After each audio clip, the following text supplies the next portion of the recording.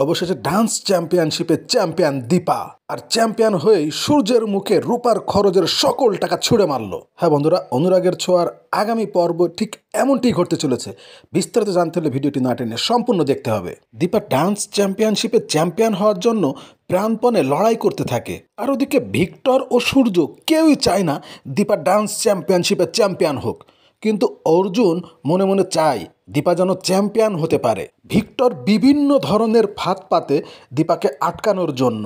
সে দীপার আঘাতপ্রাপ্ত পায়ে আঘাত দেওয়ার চেষ্টা করে, স্টেজে তেল ঢেলে রাখে যাতে দীপা নাচতে গিয়ে পড়ে যায়। আর দীপাকে সে যখনই দেখে তখনই দীপাকে নিয়ে ক্রিটিসাইজ করতে থাকে। আর ওদিকে ভিক্টরের মতো সূর্যও চায় না দীপা ডান্স চ্যাম্পিয়নশিপে চ্যাম্পিয়ন হোক। তাই তো সূর্য ইচ্ছা করে দীপার ডেকোরেশন করা ফুলের গেট ভেঙে দিয়ে চলে আসে যাতে দীপা ডান্স চ্যাম্পিয়নশিপে অংশগ্রহণ না করতে পারে। কিন্তু শেষমেশ সব বাধা পেরিয়ে দীপা কিন্তু ঠিকই চ্যাম্পিয়ন হয়ে যায়। সে চ্যাম্পিয়ন হয়ে মঞ্চে মাইক নিয়ে বলে, আমি আমার 2 মেয়ের জন্যই আজ এই পর্যন্ত আসতে পেরেছি।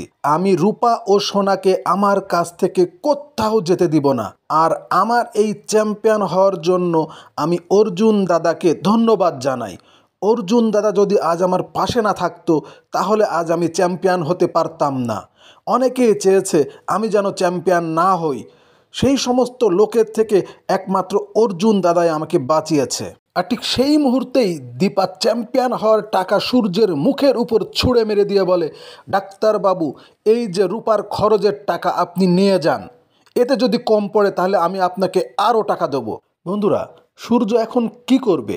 আর ওদিকে তাহলে কি সত্যি সত্যি সোনা রূপা সূর্যের কাছে আর থাকতে পারবে না?